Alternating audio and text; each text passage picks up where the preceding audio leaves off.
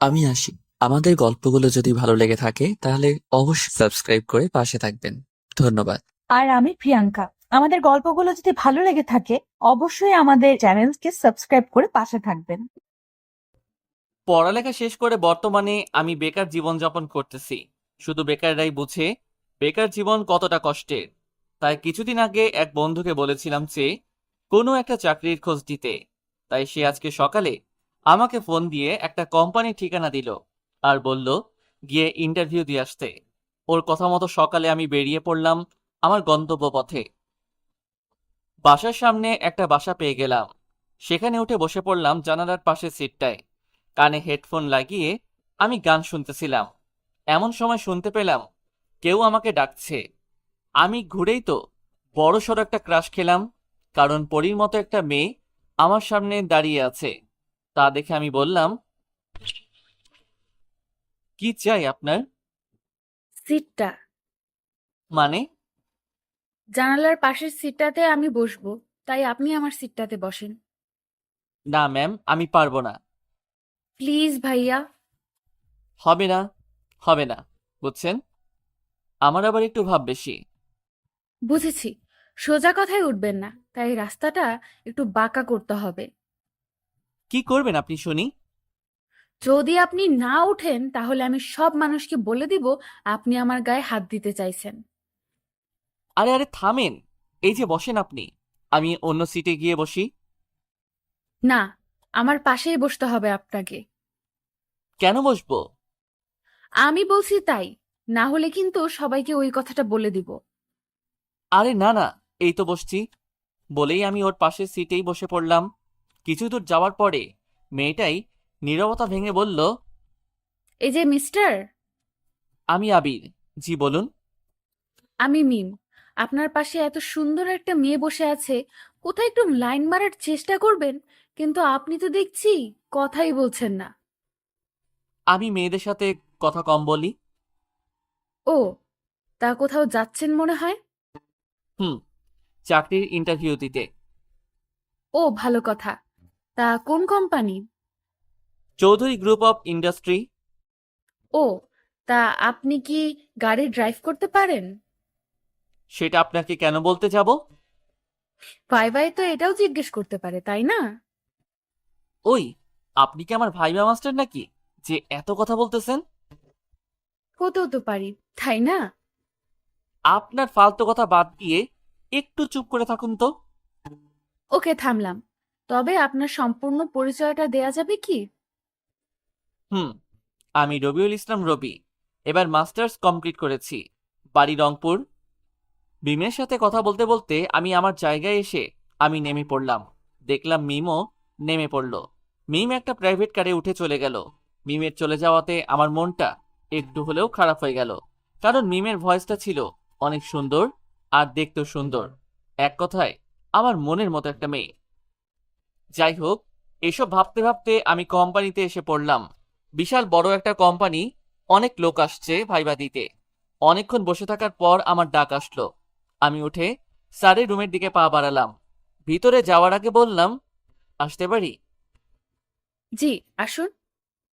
আমি ভিতরে ঢুকে সামনের দিকে তাকাতেই হা হয়ে গেলাম, কারণ সেখানে বসে আছে আমার সাথে বাসে আসা মিম।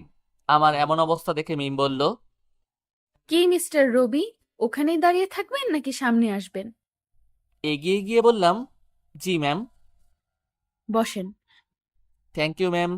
মিমের পাশে একটা পুরুষ মানুষ বসে আছে। ওনাকে মিম বলল, বাবা, তুমি একটু বাইরে গিয়ে ঘুরে আসো। ওকে মাই সুইটহার্ট, তুমি থাকো, আমি গেলাম।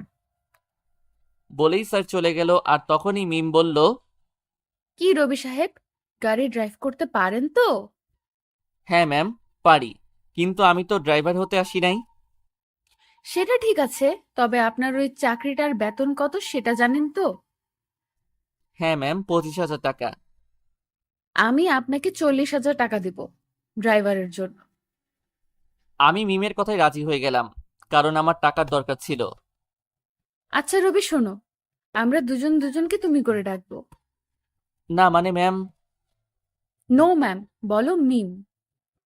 ওকে মিম। আর শোনো, তুমি তো মাস্টার্স করেছো, তাই একটু ভালো বুঝবে। কালকে আপু বিদেশে যাবে, তাই ব্যবসাটা আমরা দুজনেই দেখব। Okay ma'am. না মানে, ওকে মিম।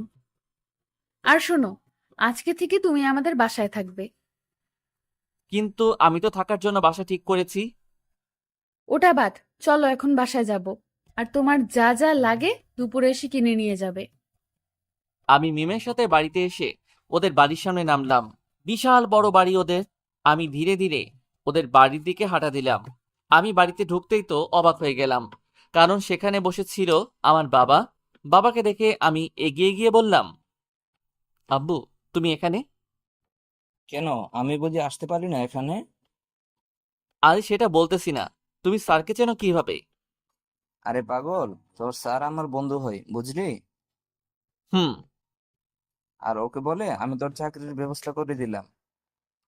হুম, বুঝলাম। আচ্ছা কামাল, আমি এখন যাই। রবি আজ থেকে এখানেই থাকবে। আমার স্যারের নাম হচ্ছে কামাল।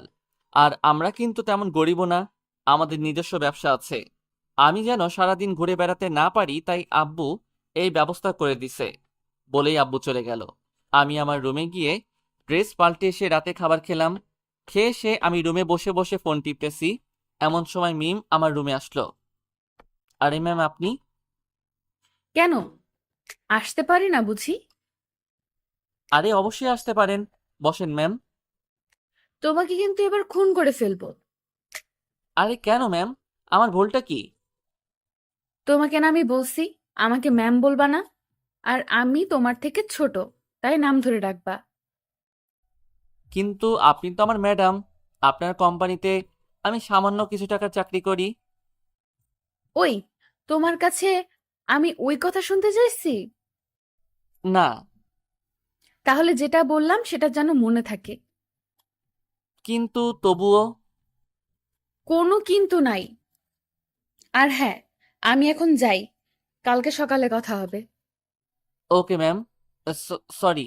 Good night Mim. হুম, মনে থাকে জানো। Good night. বলেই মিম চলে গেল। আর আমি বসে বসে ভাবতেছি, এটা মেয়ে না ডাকাত রে ভাই।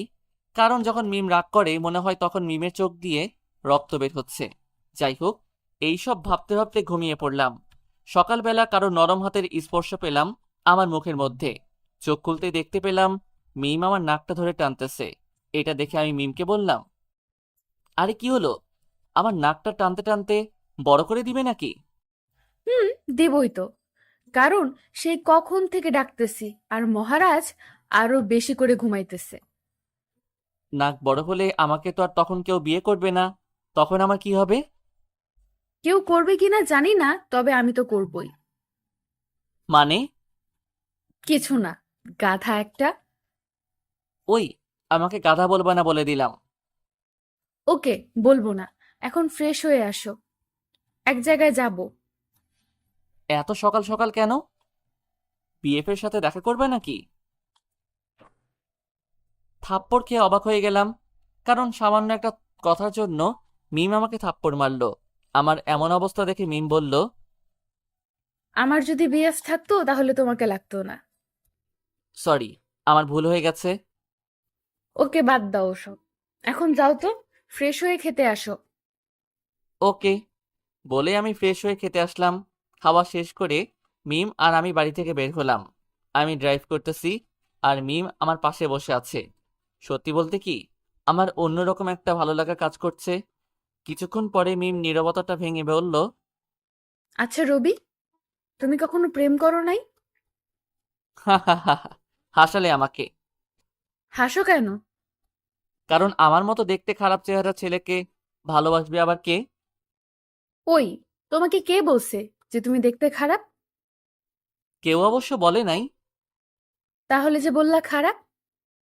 ভালো হলে তো যে কেউ প্রেমে পড়তো, তাই না? পারে নাই সেটাও অবশ্য আমার জন্য ভালো। সত্যি কথা বলতে কি, তুমি সত্যিই দেখতে অনেক সুন্দর। ও তাই? তাহলে তো তোমাকে ধন্যবাদ দেওয়া লাগে, কারণ একজন হলেও আমাকে ভালো বলল। হয়েছে, আর পাম দিতে হবে না। ওই সামনের জায়গাটাতে দাঁড় করাও। ওকে। গল্প করতে করতে আমরা দুজন অনেক দূরে চলে এসেছি। পরে ওই জায়গায় গিয়ে গাড়ি পার্কিং করে আমি তো ভিতরে ঢুকেই অবাক, কারণ ওখানে আমার দুজন ক্লোজ বন্ধু রয়েছে। তার মধ্যে জয়া নামের বান্ধবীটা আবার আমাকে ভালোবাসতো। যাই হোক, এসব ভাবতে ভাবতে ওদের কাছে গিয়ে বললাম, কি রে, তোরা এখানে কেন? আজকে আমাদের রিলেশনের 1 বছর পূর্তি, তাই আমি মিমকে উইশ করেছিলাম। কিন্তু তুই ওর সাথে কেন? আমি মিমের বডিগার্ড। আরে না জয়া, ও আমার অফিসের এমডি। আমি কোথাও গেলে ওকে সাথে নিয়ে বের হই। ও ভালো তো। তা জয়া, তুই রিলেশন কবে শুরু করলি? একবারও তো আমাকে বললি না। তুই তো আর আমাকে ভালোবাসবি না, তাই তো একেই লাইফ পার্টনার হিসেবে বেছে নিয়েছি। হুম, অনেক ভালো করেছিস। তা এখন কয়টা রিলেশন করতেছিস? আরে একটাও না। কি বলিস? তোর মতো ছেলের পিছনে তো 8-10টা মেয়ে ঘুরে বেড়াবে। এই জন্যই তো আমার কপালে একটাও নাই। আচ্ছা, বাদ দে ওসব, চল এখন ট্রিট দিবি। ওকে, চলো সবাই। তারপর সবাই চলে গেলাম। ওদের দুজনের সাথে আরো কিছু সময় পার করার পর মিম আর আমি চলে আসলাম। আমি গাড়ি ড্রাইভ করতেছি, এমন সময় মিম আমাকে বলল, আচ্ছা রবি, জয়া তোমাকে খুব লাভ করতো? হুম, অনেক। তাহলে তুমি কেন ওর সাথে রিলেশন করো নাই? তুমি পাগল হয়েছো নাকি? কেন? আরে, ও যে বড় লোকের মেয়ে, কখনোই আমার কাছে থাকতে পারতো না, বুঝছো? সবাই তো আর এক না, কেউ কেউ সত্যিকারের লাভ করে। হুম, সেটাও ঠিক আছে। হ্যাঁ, আরেকটা কথা, হুম, বলো। তুমি যদি আর কোনোদিন কোথাও বলো যে তুমি আমার বডিগার্ড, তাহলে কিন্তু তোমাকে সেখানেই গলা টিপে মেরে ফেলবো। মিম চোখগুলো লাল আর বড় বড় করে কথাটা বলল। তাহলে আমি কি বলবো? বলবা যে আমি তোমার হবু বউ হই। কি বলছো এসব? আমি পারবো না এই কথা বলতে। কেন? কারণ তুমি তো আমার বউ না, তাই। হই না, কিন্তু হতে কতক্ষণ? কি বললা? ওই কিছু না তো। এই, গাড়ি দাঁড় করাও, আমরা বাসায় চলে এসেছি। তারপর আমি আর মিম গাড়ি থেকে নেমে বাড়িতে ঢুকলাম। সকাল থেকে সারাদিন আমরা বাহিরে ছিলাম। এখন বাজে রাত 9টা। বাড়িতে ঢুকতেই দেখছি সবাই আমাদের দিকে চাতক পাখির মতো তাকিয়ে আছে। আমরা সামনে যেতেই আঙ্কেল বলল, কই ছিলে সারাদিন? ফোনটাও তোলার সময় পাওনি দুইজনের একজন। কত চিন্তায় ছিলাম আমরা, জানো? সরি আব্বু, বুঝতে পারি নাই। আর এরকম ভুল হবে না। ওকে, রবিন, রুমে খাবার দেওয়া আছে, ওইখানে গিয়ে দুইজনে খেয়ে ঘুমিয়ে পড়ো। ওকে আব্বু। বলেই আঙ্কেল আন্টি চলে গেল। তখন মিম আমাকে বলল, চলো এখন খাবো। না, আমি খাবো না, তুমি খেয়ে নাও। কেন খাবে না? এমনি। দেখলাম মিম একটা প্লেটে ভাত তরকারি নিয়ে আমার কাছে এসে বসলো। নাও হা করো। কেন? এখন খাবে তুমি, হা করো তো। আমি মিমের হাতে খাইতেছি আর এক নজরে ওর দিকে তাকিয়ে আছি। কেমন যেন ওর চোখে মুখে একটা মায়াতে ভরা। ওর দিকে তাকিয়ে থাকতে খুব ভালো লাগে। আমায় এভাবে তাকিয়ে থাকতে দেখে মিম বলল, কি দেখো ওভাবে? তোমাকে। কেন? তোমার মাঝে কেমন জানি একটা মায়া আছে। কেমন মায়া? জানি না, তবে তবে কি? তোমাকে আমার অনেক ভালো লাগে। শুধু কি ভালো লাগে, আর কিছু না? তা তো জানি না। তা কেন জানবে? তুমি তো শুধু ঘোড়ার ডিম জানো। হয়েছে, এখন খাওয়াই দাও তো, ক্ষুধা লাগছে অনেক। মিম আমাকে খাওয়াই দিয়ে আমার মুখের কাছে মিমের মুখটা এনে মিম বলল, আচ্ছা, তুমি কি আমাকে একটুও বুঝো না? আমি আবার কি বুঝি না? এই যে, তোমার এত কাছে আসি, তোমার এত কেয়ার করি, কেন? আমি তোমার ভালো একজন বন্ধু, তাই। আমি কি শুধুই তোমার বন্ধু, হুম। আর কিছুই না? হুম, ভাই হতে পারি, কারণ তোমার কোনো ভাই নেই, তাই। এই কথা বলার সাথে সাথে মিম আমাকে একটা জোরে ধাক্কা দিয়ে বিছানাতে ফেলে দিয়ে চলে গেল। মিমের এমন ব্যবহার দেখে আমি কিছুই বুঝলাম না। কেন ও আমার সাথে এমন করলো। তাই আমি বিছানা থেকে উঠে মিমির রুমের দিকে গেলাম। গিয়ে দেখি মিম রুমের দরজা খোলা রেখে কি যেন লিখছে। আমি ওইখানে দাঁড়িয়েই বললাম, আসতে পারি ভিতরে? কেন, এসে কি করবা? রাগ করে আসলে কেন? সেটা তুমি বুঝলে এত কষ্ট হতো না আমার। ভিতরে আসবো না চলে যাব? আসো। আমি ভিতরে ঢুকতে ঢুকতে মিমকে বললাম, কাউকে ভালোবাসলে যত তাড়াতাড়ি পারো তাকে বলে দিবে। কেন? সে যদি আবার অন্য কারো হয়ে যায়, তাই। অন্যের কাছে গেলে গলা টিপে ওকে মেরে ফেলবো। তখন যে তুমি বিধবা হবে। ওকে মারার পর আমি নিজেও মরবো। আমি মিমের দিকে আগাতে আগাতে বললাম, তাই? মিম ওর কাঁপা কাঁপা কণ্ঠে বলল। তাই। আমি ধীরে ধীরে মিমের দিকে এগিয়ে যাচ্ছি, আর মিম পিছাতে পিছাতে খাটের সাথে পা লেগে মিম খাটের উপর পড়ে গেল। আমি ধীরে ধীরে ওর দিকে এগিয়ে যাচ্ছি, বিছানাতে চড়ে ওর মুখের কাছে মুখ এনে বললাম, কি যেন করবে আমাকে? কই? কু- কু- কু- কিছু না তো। আমি কি কিছু বুঝি না মনে করছো? জানি না। আমি এবার একটা পা মিমের উপর তুলে দিয়ে বললাম, ওই, তুমি এখন কাঁপছো কেন? কই কাঁপছি? তাই। এরপরে আমি মিমের উপরে উঠে ধীরে ধীরে ওর মুখের কাছে আমার মুখটা নিতেই দেখতে পেলাম মিমের গোলাপি ঠোঁট দুটো অনেক জোরে জোরে কাঁপছে। আমার ঠোঁটটা মিমের ঠোঁটের কাছে দেখে মিম বলল, কি করবা তুমি? কেন, বুঝো না কি করব? না তো। আমি যতই মুখটা মিমের দিকে নিয়ে যাচ্ছি ততই দেখছি মিমের ঠোঁট দুটো কাঁপছে, আর মিমের প্রত্যেকটা শ্বাস আমার মুখের উপর এসে পড়তেছে। আমার মনের ভিতরে কেমন জানি একটা ফিলিংস কাজ করতেছে। আমি ধীরে ধীরে আমার ঠোঁটটা মিমের ঠোঁটের সাথে মিশিয়ে দিলাম, আর মিম ঠোঁট লাগার সাথে সাথে কারেন্টে শক খাওয়ার মতো করে আমাকে খুব জোরে জড়িয়ে ধরলো। এমনভাবে জড়িয়ে ধরছে যেন মিম আমাকে ওর বুকের সাথে পিষে ফেলতে চায়। কিছুক্ষণ এভাবে থাকার পর আমি মিমকে বললাম, কি হলো ম্যাম, আমাকে কি এখন ছেড়ে দেওয়া যাবে? কি হলো? আরে লাগছে তো আমার। লাগুক, তাতে তোমার কি? ও তাই? লাগলে তো আমি আছি, আবার আদর দিব।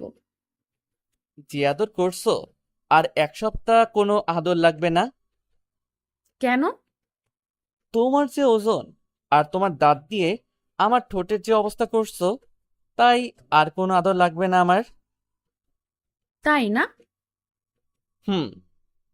এই কথা বলার সাথে সাথে মিম আমাকে ওর উপর থেকে নামিয়ে দিয়ে মিম আমার উপর চড়ে বসে বলল, ওই, কি বললা তুমি? আমার ওজন বেশি?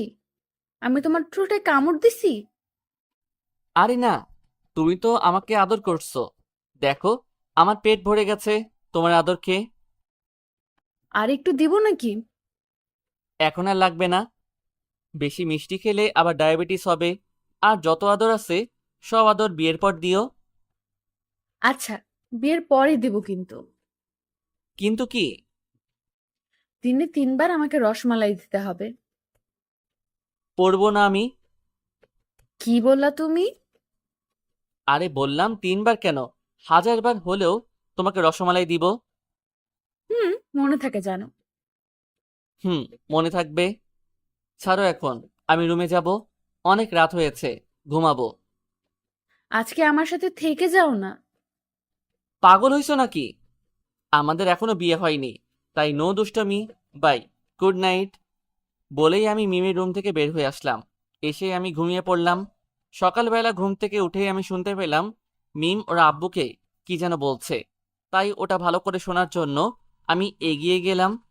গিয়ে শুনতে পেলাম মিম আর ওর আব্বুর কথা। আব্বু, তোমাকে একটা কথা বলতাম। ওকে বল।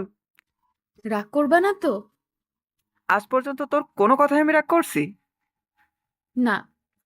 তাহলে বল। না মানে, আমি রবিকে। রবিকে কি? না মানে আব্বু। ভালোবাসিস তো রবিকে? হুম, অনেক। থাকতে পারবি তো সারা জীবন ওর সাথে? আব্বু। ভেবে বলছিস তো? আব্বু। আচ্ছা, আমি রবির আব্বুর সাথে কথা বলবো আজকে। মিম সাথে সাথে ওর আব্বুকে জড়িয়ে ধরে বলল। থ্যাংক ইউ আব্বু। বলেই মিম রুম থেকে বের হয়ে আসলো, আর আমি সাথে সাথে এক টানে ওকে আমার রুমে ঢুকালাম। তারপর ওকে বললাম, তুমি কি পাগল হয়ে গেছো? কেন? তোমার আব্বুকে কি বললে এসব? কেন, আমাকে ছেড়ে অন্য কারো ধান্দা আছে নাকি? আরে না, কি বলো, তুমি তো আমার সব।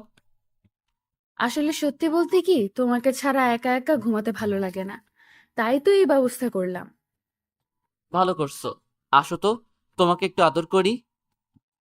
না, সব বিয়ের পর, এখন কোনো দুষ্টুমি না। তাই না? দাঁড়াও তাহলে, আমি আদায় করে নিতেছি। বলেই এগিয়ে গিয়ে যেই না ধরতে যাব, অমনি দিল এক দৌড়। আমি আর ধরতে পারলাম না। মনে মনে আমার খুব হাসি পেল, কেননা পাগলি একটা মেয়েকে আমি বিয়ে করতে যাচ্ছি, যে আমাকে ছাড়া আর কিছুই বোঝে না। আসলে সত্যি কথা বলতে কি, ওকে ছাড়া আমারও না ঘুমাতে ভালো লাগে না। এসব ভাবতেছি তখন মিম এসে বলল, চলো কোথাও থেকে ঘুরে আসি। আমিও আর না করলাম না। সারাটা দিন ঘোরাঘুরি করার পর সন্ধ্যার সময় বাড়িতে এসে দেখি বাড়িটাকে বিয়ের বাড়ির মতো করে সাজানো হয়েছে। আমার আর বুঝতে বাকি নাই যে আজকে আমাদের বিয়ে হবে। বিয়ের কাজ সম্পূর্ণ করে মিমকে নিয়ে গাড়িতে করে বাড়িতে চলে আসলাম। এখন আমি বাসর ঘরে দরজার সামনে দাঁড়িয়ে আছি। রুমের মধ্যে ঢুকে আমি দরজাটা বন্ধ করে নিলাম। তারপর মিম আমাকে সালাম করতে আসলে ওকে আমি আমার বুকে জড়িয়ে নিলাম। তারপর দুজনে মিলে 2 রাকাত নফল নামাজ আদায় করে নিলাম। তারপর আমি মিমকে বললাম, কাপড় পাল্টে আসো। কেন? এতদিন যেটা পাইনি সেটা আজ সুদে আসলে বুঝে নিব। না, আজকে কিছু হবে না। এই, কাছে আসবে না বলে দিলাম। তাই না? আমি আস্তে আস্তে মিমের দিকে এগিয়ে যাচ্ছি, আর মিম পিছিয়ে যাচ্ছে। পিছাতে পিছাতে দেওয়ালে গিয়ে ঠেকে গেল।